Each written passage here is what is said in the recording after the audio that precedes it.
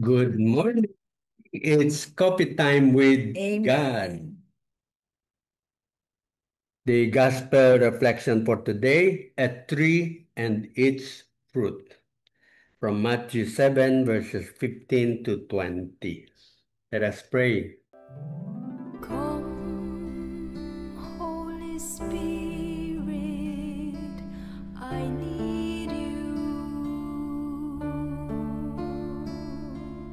Come, Holy Spirit, I pray.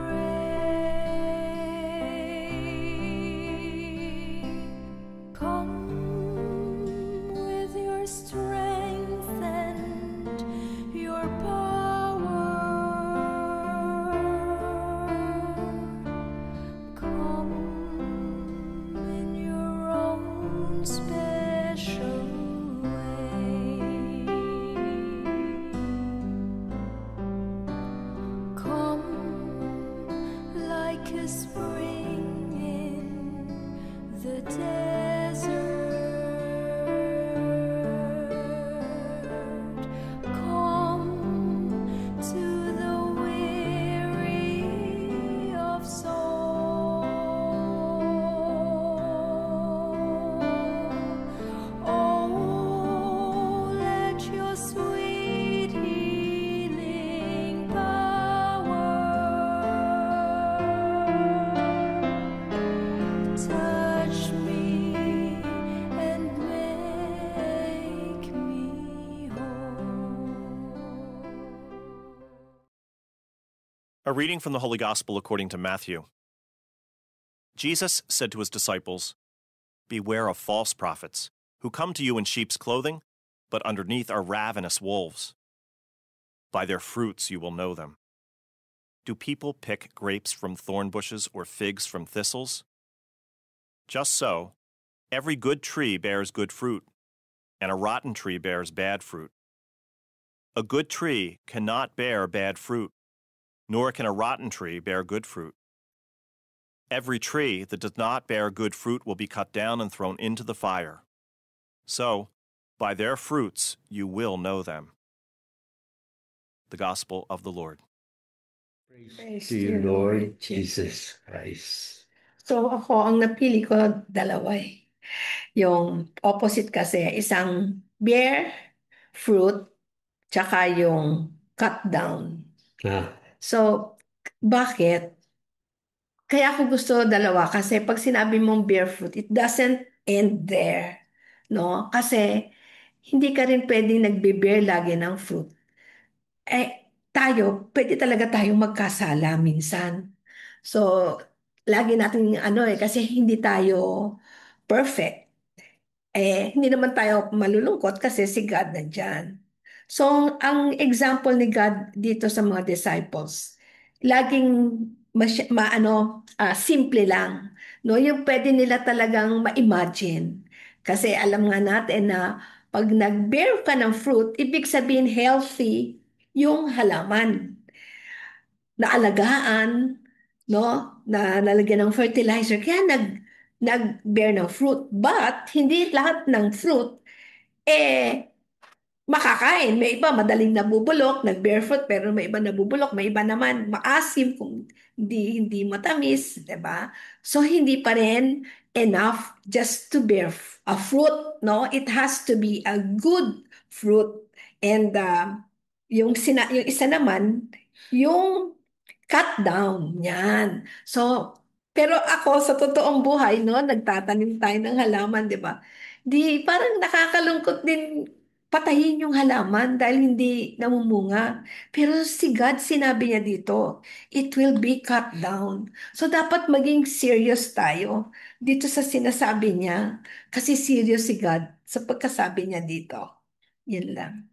okay, so ang sinasabi mo, importante ngayon, kung ikaw yung nagtuturo, mag-ingat ka kasi malaki ang kaparusahan din. Ah, Cut down no? yeah. At pagka naman talagang naging matapat ka doon sa iyong pagtuturo, eh maganda ang reward, maganda ang fruits na Amen. ma-harvest mo. Okay. Ako naman, tinitingnan ko rito yung false prophets. Mm-mm. Sinabi ni Jesus itong gospel na ito sa mga disciples niya. Ito yung false prophets na ito. Ito yung mga binigyan ni God ng mga kanyang aalagaan, tuturuan, di ba? Para maging maganda yung kanyang mga pagtuturo doon sa mga tao na yun. Kasi sila yung parang tawagin natin na innocent pa, infant pa sa kaalaman. So, sila ang binigyan ni God ng ano. Sabi nga, pag kayo ay mali ang inyong mga tinuturo, you will be cut down. Yun. Siguro yung cut down na yun will be, aalisin ka niya talaga doon. No? So that hindi ka um, magkaroon ng negative impact dun sa tao na yun. Okay, so medyo ito this is a parang warning to those who are not faithful to caring for their flock. Okay, accompaniment tayo, yan, nandyan. Okay, sige. Okay, so yung napili mo yung false prophet. So paano natin malalaman kung false yan o true prophet? Kaya nga, dun makikita. Siguro tayo, makikita natin sa sila mismo, yung prophet na yun, kung may good fruit ba sila o bad fruit. No, we can see through that. Kasi sabi mo nga, tip ito eh. Tip sa tinuturuan at tip sa nagtuturo. Yeah. Yan, amen. So, ang lesson na nakuha ko naman dito is, as usual, no, God really shows His love for us kasi gusto niya na mag-bear tayo ng fruit, whether we are the one who teaches others or when we receive. Kasi when we receive, pag bad yung na-receive mong fruit, bad din yung fruit na ilalabas mo. So, ang gusto ni God, hindi lang basta prutas, kundi yung good fruit talaga. Di ba pag namamalengke tayo, pinihipo-hipo mo pa kung anong klase, ano ba to, baka bulok na to, ano gagawin mo pag bulok-bulok, ayaw mo na, hindi mo bibilin. So yung nagtitinda, tatapunan niya ngayon yon kasi hindi naman nabibili. O di ba? So ganun din si God sa atin. Mahal niya tayong lahat. Gusto niya tayong lahat kunin, dalhin sa langit. Pero kung ayaw natin, no, kasi may free choice tayo, ayaw natin, at anong mangyayari? Yung fruits natin, hindi ka aya-aya. Paano niya tayo ipapasok sa langit? Hindi tayo pwedeng ihalo sa mga good fruits. Mahahawa yung good fruits sa langit sa atin. So ngayon, sinabi niya to. So ngayon pa lang, tignan na natin yung ating mga sinusundan, yung ating mga binabasa, kung yan ba ay mga prophets na talagang bearing good fruits, makikita naman natin talaga.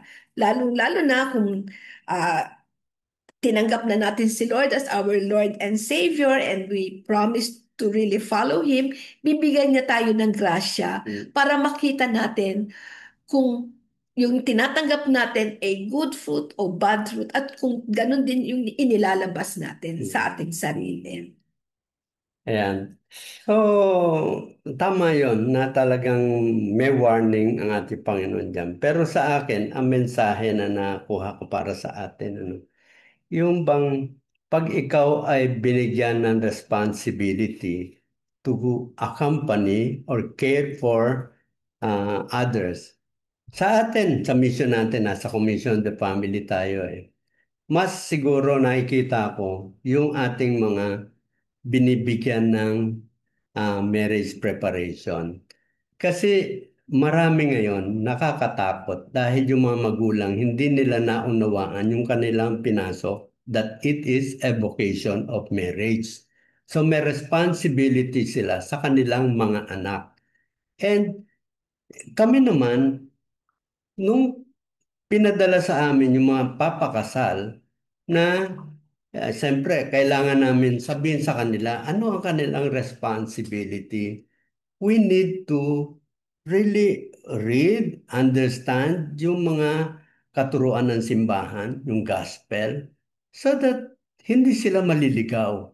Malaki yung responsibility natin, di ba? Kaya nga, ang sa atin, we really need to always be connected dun sa salita ng Diyos because we do not want them to stray away. Yung bang maligaw sila because of our what we taught them. Yun. Kaya tayo, ginagawa natin to because we do not want to be a false prophets to the people na lalo na yung mga ikakasal because they will be building their own family and they will have that responsibility to train their children and raise them in the ways of the Lord. Yeah. Amen. Meron ka bang kwan? Etong kwan namin sa aming mga ginagawa ngayon. Okay. Ngayon daman-daman namin yung accompaniment, no? Because there are so many couples na habang nagbibigay, nararamdaman namin nung simula pa lang kami nagbibigay ng pre-K na ang tawag doon pre-K na seminar. Simula pa lang, nararamdaman namin na parang makumply lang. Because sa simbahan, bago sila ikasal, they have to attend this pre-K na seminar, catechism, and all others. Yun sa amin is really kung paano nila idadalhin yung kanilang responsibility as parents, no? Magiging anak nila, yung pamilya nila. And ngayon, nakita namin na ganun nga ang sistema. That's why parang nakakaano na pagkatapos ng kasal, wala na kami dyan. So, nag-iisip kami ng mga pamamaraan kung paano tuloy-tuloy talaga sila ay konektado sa atin so that we will be able to guide them sa kanilang journey. Kasi yung umpisa, ano yan normally, di ba, tinatawag nila na romance stage. Yan, normally maganda yan. And hindi nila namamalayan, nag, um, nag, nagpa-pile up yung mga naging masamang ugali, yung kanilang mga pagbabago, until such time na parang ayaw na talaga nila. So, aga-aga pa, nag-iisip na ng hiwalayan. And this, I really feel bad pagka ganon. So, ayan, hopefully, lahat ng talagang mga nagbibigay ng pre-K na, they will have that commitment doon sa kanilang binigyan ng pre-K na, that it is not just after the wedding, wala na tayong connection. We try to be connected with them para naman hindi sila maligaw.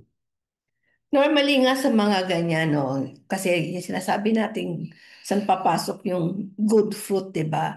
Yung mga nakakapagbigay ng mga ano tawag, parang hindi man lang actually advice, pero yung nakakapag-connect dun sa mga ano, nangyari na kasi sa kanila yon. Like kami, may mga experiences kami. So, nakikita nila na, ay, ganun pala yon. So, ano yung naging fruit, no? Ano yung naging bad fruit sa ganitong situation? Ano yung naging good fruit? So, nako-compare nila. Kaya maganda rin talaga pag gusto nyo magbigay ng pre-K na, no? Malay nyo, matouch kayo, no? Huwag kayong matakot kung sasabihin nyo, ay, naku, hindi naman perfect yung ano namin. Ngayon na lang kami naging okay. Hindi po, magagamit po yan sa pag-evangelize, no? Sa pag-a-accompany. Kasi actual situation yan. Okay, so that's all for today. We'll see you tomorrow here in Coffee Time with God. Yes.